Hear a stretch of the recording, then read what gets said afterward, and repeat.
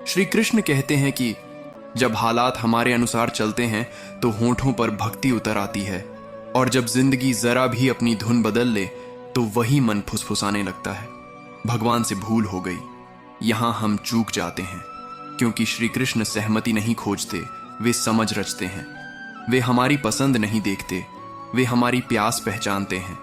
जो चीज तुम्हें आज मीठी लग रही है, हो सकता है वही कल तुम्हारे भीतर झर बन जाए, और जो आज कड़वी है वही कल तुम्हारी रीढ़ बन सकती है। हम सुख को पुरस्कार समझ बैठे हैं और कष्ट को सजा, जबकि कृष्ण की दृष्टि में सुख विश्राम है और कष्ट प्रशिक्षण। भगवान हमें वह नहीं देते जो हम मांगते हैं, वे वह देते हैं जिससे हम बड़े होते हैं, जिससे आत्मा फैलती है, अहंकार नहीं। इसलिए कई बार वे तुम्हारी प्रार्थना सुनकर भी मुस्कुरा देते हैं और कहते हैं, अभी नहीं, अभी तुम इसे संभाल नहीं पाओगे। तुम जिसे सफलता कहते हो वह समय से पहले मिल जाए तो तुम्हें खोखला बना देती है, और जिसे तुम असफलता कहते हो वही तुम्हें भीतर से अडिग बना देती है। श्री कृष्ण कभी गलती नहीं करते, वे बस तुम्हारे जीवन का नक्शा तुमसे ज्यादा अच्छी तरह जानते हैं। इसलिए भरोसा रखो, जो हो रहा है वह सुविधा के लिए नहीं, परिवर्तन के लिए है, और परिवर्तन हमेशा पहले चुभता है फिर चमकता है। भगवान श्री कृष्ण का कार्य कभी घोषणाओं में नहीं होता। वे अपने फैसले न तो अखबारों में छपवाते हैं और न ही तुम्हारे कानों में फुसफुसाते हैं। वे स्थितियों की भाषा में बोलते हैं। कभी किसी अपने को अचानक दूर कर देते हैं, कभी वह रास्ता बंद कर देते हैं जिसे तुम जीवन मान बैठे थे, और कभी बिना बताए तुम्हें ऐसी दिशा में मोड़ देते हैं जिसके लिए तुमने कभी प्रार्थना तक नहीं की थी। तुम सोचते हो सब उल्टा क्यों हो रहा है, पर सच ये है सब अंदर से सही हो रहा होता है। भगवान जब काम करते हैं तो तुम्हें समझ नहीं आता, क्योंकि वे तुम्हारी सोच से नहीं, तुम्हारी संभावना से काम लेते हैं। और जब सारा दृश्य बदल चुका होता है तब अचानक मन के किसी कोने से एक शांति भरी आवाज उठती है, अच्छा हुआ, अगर मेरी चली होती तो मैं खुद को ही खो देता। यह पूरे जीवन के लिए था। जो व्यक्ति हर कदम से पहले नतीजा देखना चाहता है वह कभी कदम उठा ही नहीं पाता, और जो परिणामों को ईश्वर पर छोड़ देता है वही वास्तव में निडर होकर जीता है। शांति किसी अच्छे नतीजे से नहीं आती, शांति आती है नतीजे की चिंता छोड़ देने से। श्री कृष्ण यही सिखाते हैं, जीवन को पकड़ा नहीं जाता, जीवन को जिया जाता है।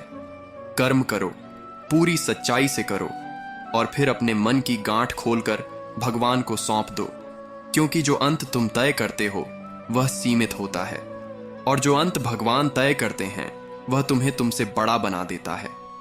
भगवान सुख नहीं देते, वे सहन शक्ति देते हैं, और यही बात इंसान सबसे देर से समझता है। हमने अच्छा शब्द को आराम, सुविधा और चयन से जोड़ दिया है। हमें लगता है जिस दिन संघर्ष खत्म हो जाएगा वही दिन अच्छा होगा, लेकिन भगवान की परिभाषा अलग है। भगवान जानते हैं कि आराम शरीर को भाता है, पर ताकत आत्मा को चाहिए। इसलिए वे तुम्हें हर कठिनाई से बाहर नहीं निकालते, वे तुम्हें कठिनाइयों के भीतर मजबूत बनाते हैं। अगर हर बार भगवान तुम्हें बचा लेते तो तुम कभी खड़े होना नहीं सीखते। अगर हर आंसू वे पोंछ देते तो तुम्हारी आंखों में गहराई नहीं आती। वे तुम्हें गिरने देते हैं ताकि तुम अपने पैरों की ताकत पहचान सको। वे तुम्हें अकेला छोड़ते हैं ताकि तुम खुद का सहारा बन सको। जिस दिन तुम बिना टूटे मुसीबतों के बीच चलने लगो, जिस दिन डर तुम्हें रोक ना पाए, समझ लेना भगवान का काम पूरा हो रहा है। यही असली कृपा है, यही सबसे बड़ा अच्छा है, क्योंकि सुख समय के साथ चला जाता है, पर सहन शक्ति पूरी जिंदगी तुम्हारे साथ चलती है। श्री कृष्ण कहते हैं कि एक पल ठहरो और उस चीज के बारे में सोचो जो तुम पूरे मन से चाहते थे लेकिन कभी मिली नहीं। आज भी मन कहता है, अगर वो मिल जाता तो मेरी जिंदगी बदल जाती, पर सच शायद इससे उल्टा है। कई बार भगवान इनकार नहीं करते, वे समय बदल देते हैं, क्योंकि वे जानते हैं अगर वह चीज उस समय तुम्हें मिल जाती तो तुम संभाल नहीं पाते। समय से पहले मिली सफलता मन को भारी बना देती है, अहंकार को जन्म देती है और आत्मा को धीरे धीरे सिकोड़ देती है। भगवान देर इसलिए करते हैं ताकि पहले तुम्हारे भीतर धैर्य जन्म ले, समझ गहरी हो और कृतज्ञता जगे। जो नहीं मिला वह ठुकराया जाना नहीं था। वह एक अदृश्य सुरक्षा कवच था जो तुम्हें टूटने से बचा रहा था। तुम जिसे आज नुकसान मानते हो वही कल तुम्हें कहने पर मजबूर करेगा, अच्छा हुआ वो उस समय नहीं मिला। भगवान कभी खाली हाथ नहीं लौट आते। वे बस वही देते हैं जिसे तुम उठा सको, संभाल सको और खोकर खुद को न खो बैठो। याद रखना, देर से मिला उत्तर अक्सर सबसे सुरक्षित उत्तर होता है। प्रिय आत्मा, अगर आज तुम्हारे मन में सवालों का शोर है तो एक बात ध्यान से सुनो। भगवान कभी तुम्हारे सवालों का उत्तर नहीं देते, वे तुम्हारी दृष्टि बदलते हैं। हम उत्तर चाहते हैं पर भगवान समझ देना चाहते हैं। हम कारण ढूंढते हैं पर भगवान चरित्र गढ़ते हैं। जब तक दृष्टि वही रहती है तब तक हर परिस्थिति सज्जा लगती है, लेकिन जिस दिन देखने का तरीका बदलता है उसी दिन वही परिस्थिति दुख नहीं, शिक्षा बन जाती है। जब मेहनत के बाद भी परिणाम नहीं मिलता, तुम कहते हो मैं ही क्यों? भगवान कहते हैं क्योंकि तुम्हें धैर्य सिखाना बाकी है। जब रास्ता अचानक बदल जाता है तुम सोचते हो सब बिगड़ गया, पर भगवान जानते हैं अगर वही रास्ता चलता तो तुम टूट जाते। जो दर्द मिला वह शाप नहीं था, वह समझ का दरवाजा था। जो आज भारी लग रहा है वही कल तुम्हें सबसे शांत बनाएगा।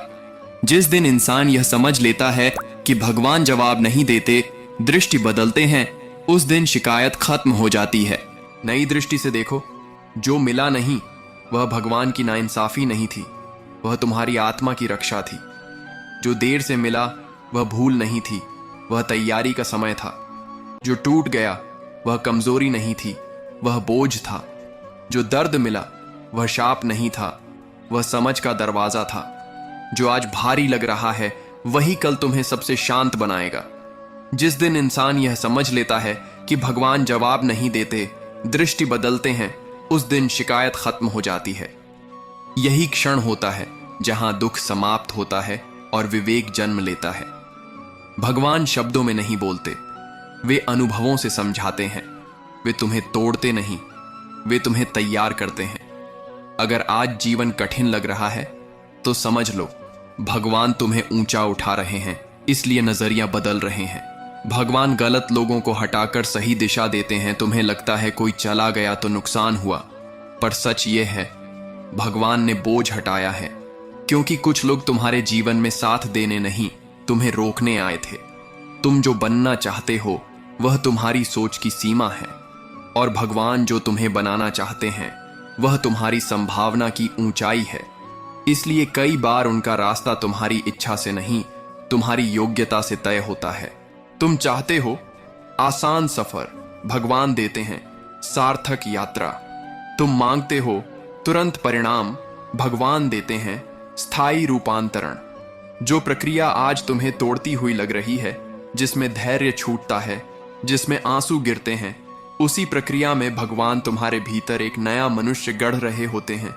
अगर सब कुछ तुम्हारे मन का होता तो तुम आराम में रुक जाते, लेकिन भगवान तुम्हें आराम के लिए नहीं, उत्कर्ष के लिए बना रहे हैं।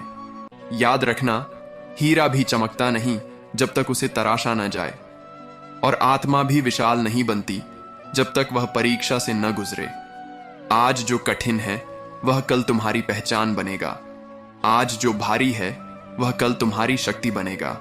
शांत रहो, भरोसा रखो, भगवान तुम्हें गिरा नहीं रहे, वे तुम्हें उस ऊंचाई के लिए तैयार कर रहे हैं जहां तुमने कभी खुद को देखने की कल्पना भी नहीं की थी। अगर आज तुम्हारा जीवन पूरी तरह बिखरा हुआ लग रहा है, अगर हर सुबह आंख खुलते ही दिल पर कोई अनजाना बोझ उतर आता है, अगर तुम्हें लगने लगा है कि भगवान ने तुम्हें भीड़ में अकेला छोड़ दिया है और मन बार बार वही सवाल दोहराता है, मेरे साथ ही ऐसा क्यों, तो रुक जाओ, भागो मत। इस प्रश्न से डरकर आंखें मत चुराओ, क्योंकि यह प्रश्न अभिशाप नहीं है, यह संकेत है। भगवान कभी किसी को यूं ही नहीं तोड़ते। वे हथौड़े नहीं, वे कुंभकार हैं। वे मिट्टी को तोड़ते नहीं, वे उसे आकार देने से पहले नरम करते हैं। जो तुम्हें आज टूटना लग रहा है वह दरअसल पुराने अहंकार का गिरना है, पुरानी पहचान का झरना है।